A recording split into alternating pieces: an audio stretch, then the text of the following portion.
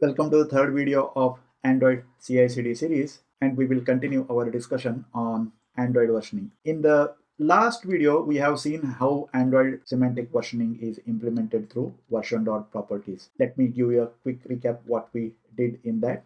We defined three streams, major, minor, and patch, in a file called as version.properties. And then we rendered those numbers as version name and version code in our Android application. This is perfectly fine, but then it doesn't really solve the problem when you are actually working in large teams. Say, for example, you are working in a team and typically you have Git as a version management system. And on a particular commit, you basically released the application to the prod. And after that, you are starting working on a new set of features. So you do another commit and then you give that updated version of the application for the QA. This is the first QA release that you have done for the internal quality assurance team. And then what happens? They will do the testing and they will give you back certain bugs if they find. Let's assume that they have found certain bugs. Then the development team works on those bugs to fix them and they give another newly committed version of the application. The version name is still same, it is still 1.2.2, but that is a second QA release that you have given to the team. Then once again certain bugs are found, then do another fixes on those bugs and you give third QA release. And then finally after 3 QA releases there are no more bugs and you basically make sure that that is the build, that is QA passed build, that is actually ready for the production release. Now during this to and fro between the development team and the QA team, I'm pretty sure these questions will be asked. For example, which build was the first QA release? Answer is 1.2.2.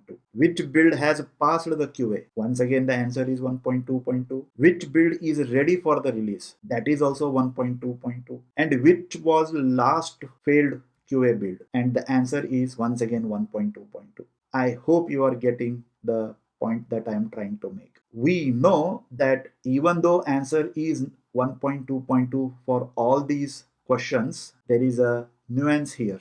First commit after the last production release was actually the first QA release. Then you made couple of more commits and it was fourth build which passed the QA and which is ready for the release. It is the fourth commit after the last production release. And which was the last QA build that failed? That was the third commit after the last production release. So you cannot just rely on the version name to identify which particular build during the development phase is actually going for QA and which one is actually going to be released for the production. If there was a mechanism to append the commit metadata, for example, a commit SHA number with the version name that we are coming up with, then it would be very easy for us to identify which one is the actual build that the team is dealing with, that is both the development and the QA team, and then which build is actually going for the final prod release.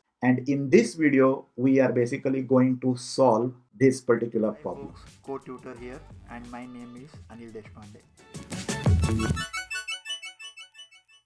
Even before we start writing the code, let's familiarize ourselves with certain Git commands. For example, this is the branch on which I am working and there is history of commits on this particular branch. And right now, this thing doesn't have any tag associated with it. Let me check what is the version properties file of the application, and based on that, let me apply the tag. Version properties says 2.3.1. So let me tag it as create a tag version 3.2.1. That is the tag.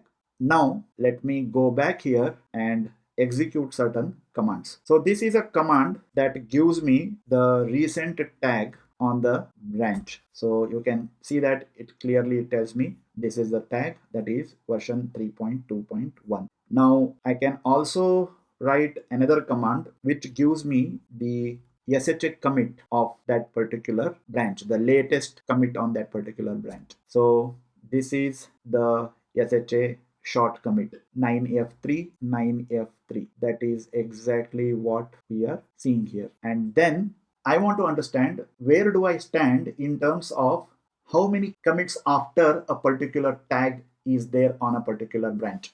Right now, if you see here, I am exactly on the commit where we have a tag. So here I am at 0th position if I check it. So let me write another command. Answer is 0. So since it is exactly here, I am exactly on the commit where the version tag has been created. It is giving me 0. So let me slightly modify something here. Let me open the main activity and hello name. I will create a small commit and I will add a dummy commit.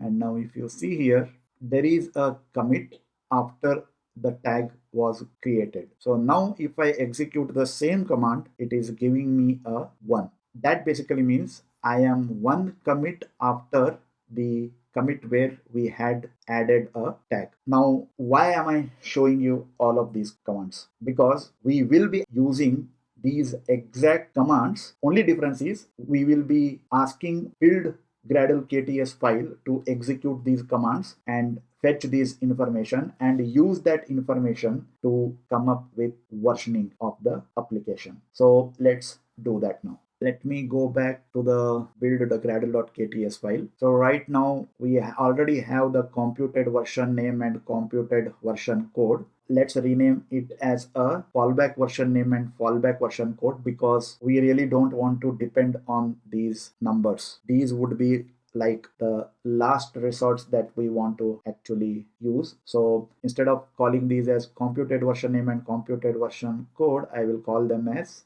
fallback version name, fallback version code. Now the first thing that we will have to do is come up with a mechanism which will execute the Git commands and will help us to figure out all the recent tag and commit SHAs and how many commits after a tag is introduced. To do that, we will write a small function, git function. It basically should take the arguments that I was passing here. So these are the arguments that I was passing. So those arguments should be taken in as the function arguments, args, string, and then I will write a function value process, and I am using something called as process builder. This basically is Java utility function which basically allows you to execute the bash commands or terminal commands, but programmatically. That's the only difference. Now git and then args dot in which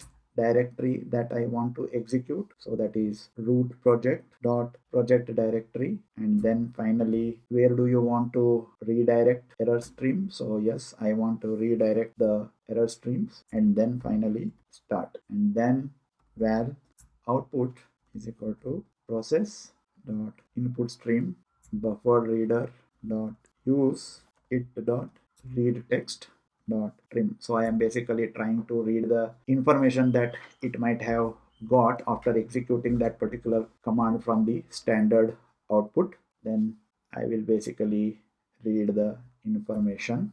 Since it is a try catch block, I will catch the exception, and basically I will be reusing this particular thing later.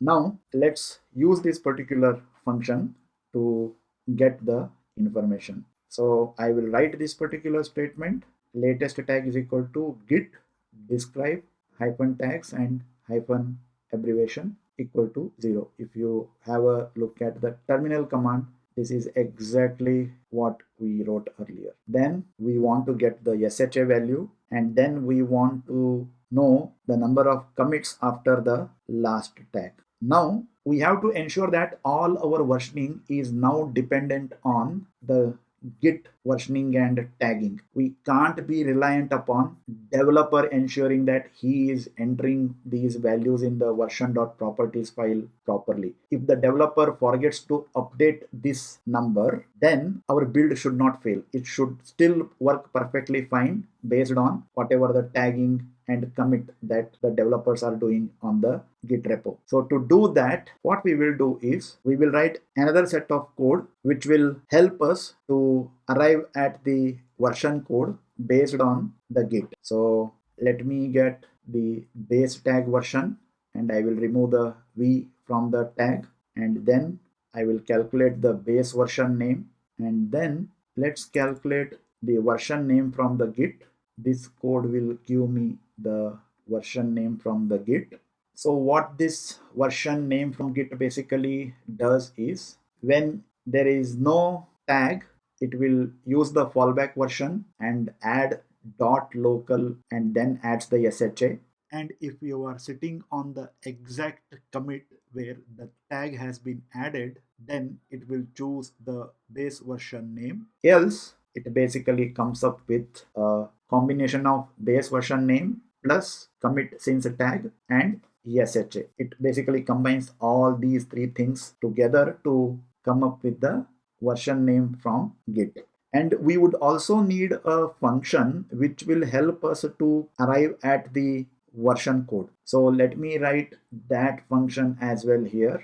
Let me just slightly go up. Function semver to version code. It takes version, which is a string data type, and returns a integer. Why? Because version code has to be always integer. And what it does, it uses the regular expression to extract the major, minor, and patch, and then returns a computed value. It might look like what this thing is doing is exactly similar to what we were doing in the earlier video, but this is actually trying to fetch the SEM version based on the tag, not from what is there in the version.properties. And we will actually use it later down below. So if you come down, we have already got base tag version, base version name, and now we will also arrive at the base version code. And to arrive at base version code, we will use sem version code function that we just wrote earlier, which takes the base tag version and then converts it into a version code. And then if this is not available from the tag because of some reason, then it will use the fallback version code. And then finally, val version code from Git is equal to base version code plus commit since tag. So tagging is incorporated into to arrive at the version code from the Git. So now we have version code from the Git and version name from the Git, and we will now use that to initialize version code and version name down below. So this computed version code will be replaced with version code from Git and version name from Git. So let's run this and see what happens. As you can see here, now the version name is 3.2.1. That is the tag that we have used here, that is version 3.2.1. And then we are on this particular commit, that is BA2D. That is what you should see, BA2D. And we are one commit after the tag was introduced. And that is the reason why we are in +1. So that is the tagged version is 3.2.1. One commit after this particular tag was introduced, that is +1, and this is the SHA short commit. And because we are one commit after the tag was introduced, 30,201 +1, that is 30,202. That is the version code that you are seeing here. Now let me commit this, and if I run this again, you should see a different SHA, a different version code, and +2 after that particular tag was introduced. So let me rerun this. You can see that it is +2. This is the new SHA, that is 3835. That is 3835, and that was used to arrive at the version code. And now you can see that even if developer forgets to update the version.properties, it doesn't really matter. And let me introduce another tag, version 3.2.2. that is the new tag that I am introducing here. And now if I rerun this, you won't see the SHA, and the version code is also clean. And let me open the main activity and let me change something here just for dummy purpose, and let me save this. And if I rerun this again, you will get +1 after the tagging was done and the SHA number, and that is used to basically arrive at the version code. So it's good that we were able to accomplish this, but this is not the end of it. If you recall, in one of our earlier videos where we were discussing about build variants, and variant explosion happens, almost 12 variants get created, you will have to come up with a mechanism on how to combine this with the build variants. And in the next video, we will actually have a look at how that is accomplished. So stay tuned for the next video. Brings us to the end of this particular video. Don't forget to like, comment, share the video and subscribe to the channel. Take care. Bye.